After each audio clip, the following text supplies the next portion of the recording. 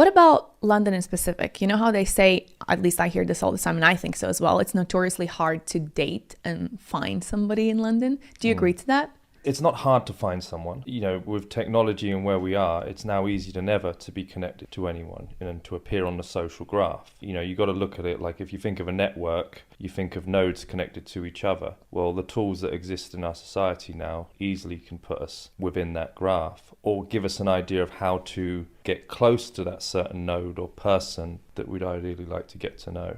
For example, just to simplify, if you look on LinkedIn and you look at that right sidebar, I'm not sure if it's still there, but there was a feature that says, you're one person away from getting to know that person. I just see that as like everywhere. Like if I have a desire to meet a certain person, I'm thinking of it practically. Who have I got to get to know to get to that person? And I share that with my clients as well. I think what's difficult when you're starting from zero coming into London is the lack of community. So I would say is just don't focus on dating, focus on building a community first. And if you don't know how to do that, always go to hobbies, always go to learning, because if you're learning something new, you will find community around it. If you've lost touch of community, it's probably because you stopped learning something new. If you meet someone in that community and it doesn't work out, you've always got that community to step back into and find someone else. But also as well, like it's going to serve you later on down the line, because what is attractive for anyone coming into your life is that nourishment they get from having a social life. And if you're also providing that, you've got friends, you've got hobbies, you've got interests, something that you can include them in, then they can see the bigger picture and it's just another attraction switch.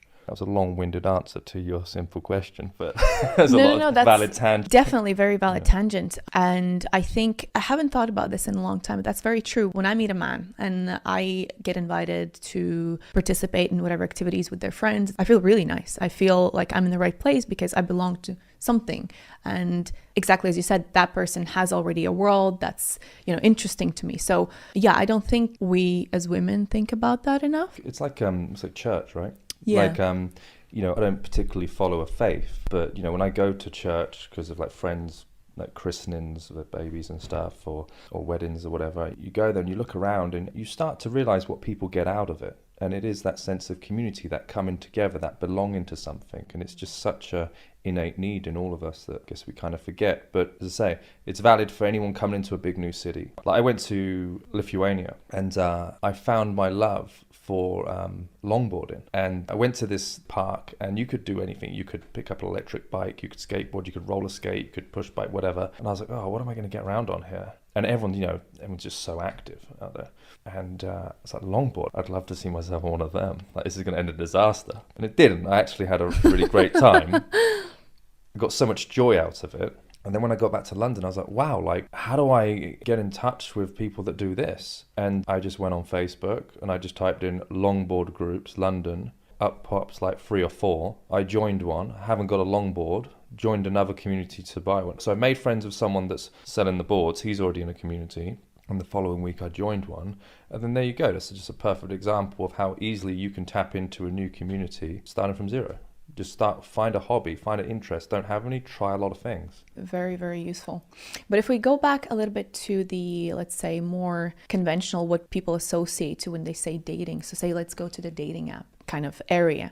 I feel like these days we have this problem where men and women, to be fair, have this lack of stamina and endurance within relationships. You say, okay, you meet somebody on the apps or whatever, you meet them, and then you start dating, and then at the first gust of wind of inconvenience, people are like, okay, well, next now. There's this ability almost to endure any sort of discomfort within a relationship because there's so much available. Like we're spoiled for choice and we think that there's always something better around the corner. I think that's absolutely valid. That is true.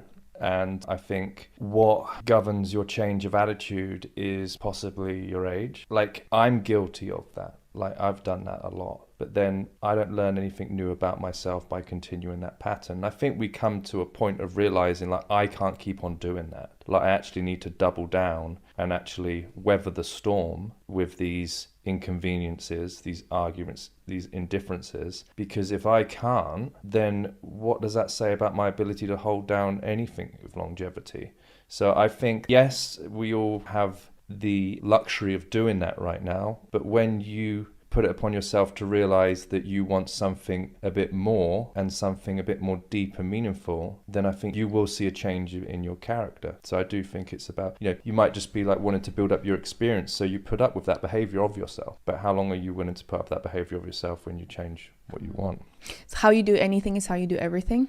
So I think if people have certain tendencies in their professional, personal life, then they're also going to transpire in romantic relationships. So if they don't have this ability to endure discomfort and challenges in other areas of their life, then that's probably going to be the case also in their romantic life. Yeah, I think that's valid. But